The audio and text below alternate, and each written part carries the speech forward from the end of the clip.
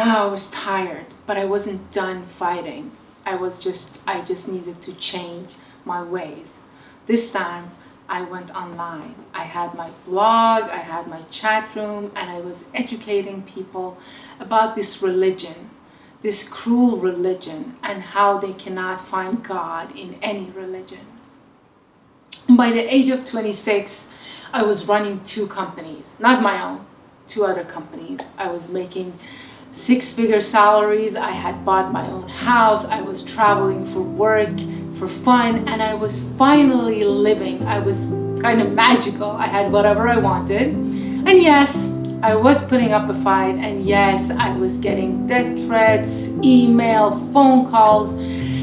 I got beaten up by religious gangs. I had police protection, but at that time I was so wild. Nothing could stop me. I was just like, I escaped the dictator. Nobody can touch me. And amidst all of those things, I fell in love. Yeah, I fell in love, and it was love at the first sight.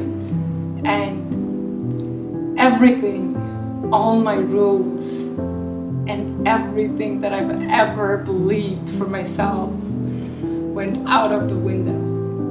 I was so in love, and I was gonna do whatever it takes to be with the one who could see me the way that I am, the one who was me, the one who would love me and accept me the way that I am, the one that would stand beside me and fight all the injustice in the world.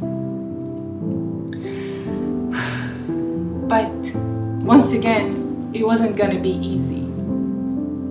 But as my mom again and again had told me, I can get whatever I want, I can have whatever I want, as long as I fight for it, as long as I work for it twice as hard, even 10 times as hard as other people. So I worked for it. I did everything I could to have the one for myself. And even though I still had to put up another fight, this time with my family. All my friends, my family, they were all, don't do this. This is just a summer fling. You're too young. You don't know what you're doing. Don't do this. Don't jump into anything. And I was like, this is the one. This is the love. This is the person that I've been waiting for all my entire life, and no one can stop me. And my parents, my family gave up very fast, because by then they knew if I want something, no one can stop me. So this time I left them again to another continent, but this time for love, not for fighting. I was gonna have my own love story. I was gonna succeed in love, because I had found the one person that I was so desperately looking for all my life. And yeah, love it was. Unknowingly, I set the condition for my own love story right then and there. I told myself, if we get to be together, everything is gonna be okay. I had this picture of the moment, of that moment when I met the one, when we met each other and when we fall in love. And I had that picture in my head, and it was love. I don't want to, even now, I don't want to question that moment. That moment was love. And I had my dream, my beautiful dream, which turned into a horrible nightmare pretty soon, a couple years. I even remember when was the moment love was gone. I don't want to go deep into it,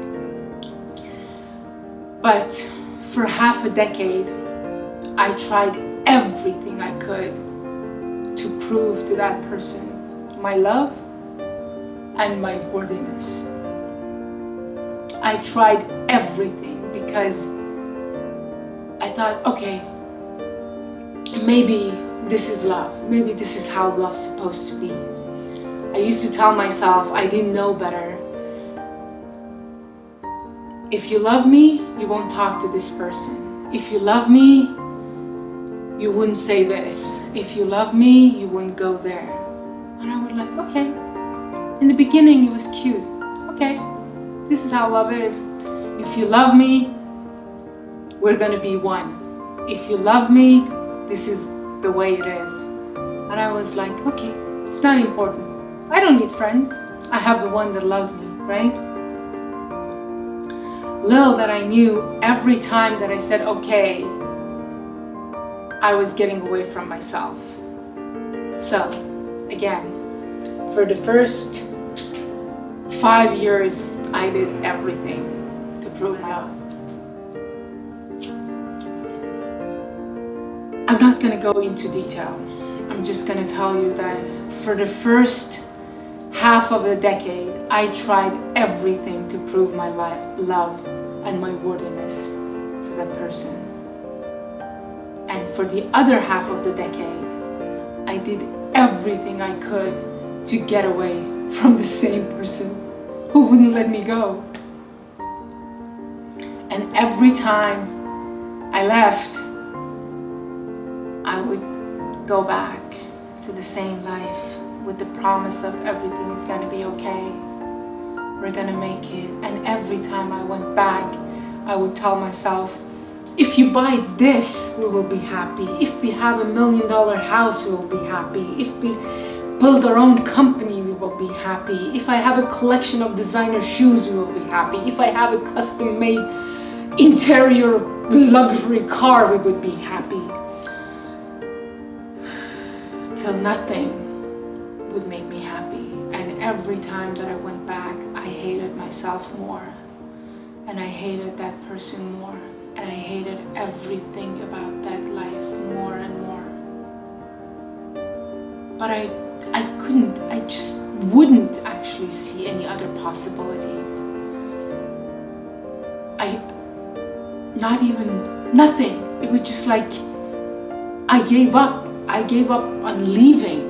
And the only way out for me was in a body bag. And believe me, there were times that I thought about it. Till I found bodybuilding. And I remembered my childhood dream, and I remembered who I was and what I wanted. And it was just like, this is it. I'm gonna dedicate my life to this. And I'm gonna do everything in my power to get away from this life.